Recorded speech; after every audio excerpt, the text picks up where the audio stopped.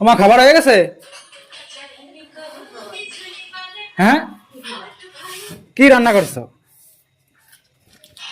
কি রান্না করিস? এই, তুই কি খাচ্ছিস?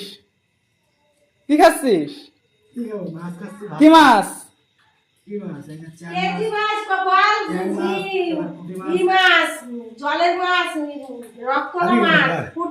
ও আমি খাইনি।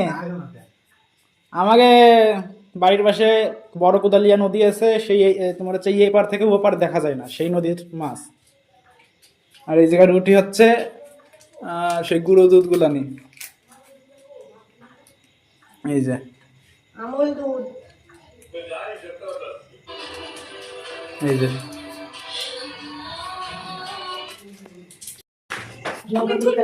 এই যে গরম গরম হোয়াইট রাইস।